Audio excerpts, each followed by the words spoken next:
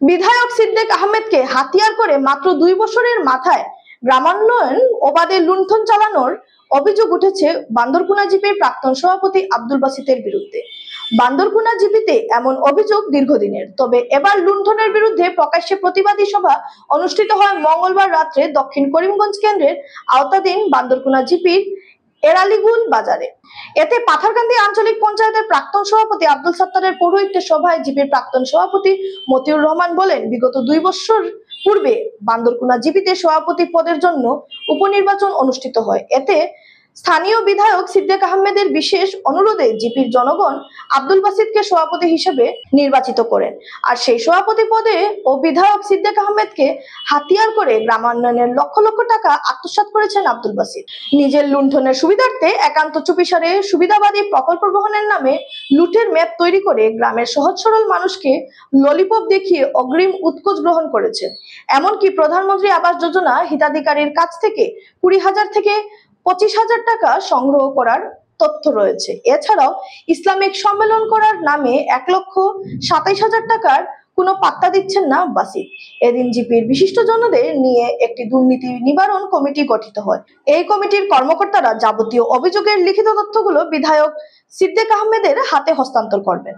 বিধায়ক উপযুক্ত বিচার না করতে পারলে আইনের দ্বারস্থ হবেন দুর্নীতি নিবারণ কমিটির সভাপতি আব্দুল সত্তার, সম্পাদক মতিউর রহমান, সহসভাপতি আলতাফ হোসেন তালুকদার, আকবর হোসেন, উপসভাপতি আব্দুল হামিদ, হাফিজ জমির উদ্দিন, আব্দুল জব্বার, কামাল উদ্দিন খান প্রমুখ।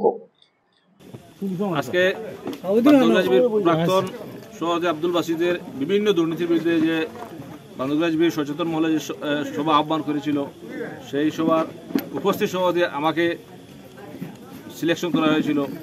এই সভার মাধ্যমে বিভিন্ন অভিযোগ, বিভিন্ন করাপশন অভিযোগ এসেছে, রিটেন এসেছে এবং অরাইলিভাবে এসেছে। বিশেষ করে পিএমওয়াই, আবাস প্লাস, প্ল্যান্টেশন, এগ্রিকালচার, অরুণোদয় এবং স্যানিটেশন এবং বিভিন্ন গ্রামের মঞ্জুরকৃত স্কিম 1 টাকাও ইউটিলাইজ না করে 0 টাকা উইথড্র করেছে এবং বিভিন্ন নগদ টাকা আত্মসাৎ করেছে। এই বিভিন্ন অভিযোগের পরিপ্রেক্ষিতে আজকে সবাই আমাদের এই বান্দরকুনা জিপি সচেতন মহলের পক্ষ থেকে, আম জনসাধারণের পক্ষ থেকে একটি দুর্নীতি দমন কমিটি, একটি কমিটি গঠন করা হয়েছে এবং কমিটিকে এই দায়িত্ব দেওয়া হয়েছে যে আমাদের দক্ষিণ করিমগঞ্জের বিধায়ক সিদ্দিক আহমদ সাহেবকে 3 দিনের সময় দেওয়া হবে। যেহেতু উনি আব্দুল বাসিত মহাশয়ের ঘনিষ্ঠ বা উনিকে নির্বাচনের সময় সাহায্য সহযোগিতা করেছিলেন, তাই ওনাকে আমরা মেমোরান্ডাম মধ্যে জানাবো 3 দিনের মধ্যে উনি যদি সমাধান না করেন তাহলে গণতন্ত্র পদ্ধতিতে করিমগঞ্জের ডেপুটি কমিশনার মহাশয়, করিমগঞ্জের CO, chief executive officer, Patharkandi BDO মহাশয়, সার্কুল অফিসার এবং বিভিন্ন আধিকারিকের নিকট গণতন্ত্র পদ্ধতিতে এই আমাদের যে ভুয়া স্কিমের যে টাকা উইথড্র করেছে এবং যে টাকাগুলো আত্মসাৎ করেছে সব টাকা এই রিটার্ন করানোর ব্যবস্থা করব।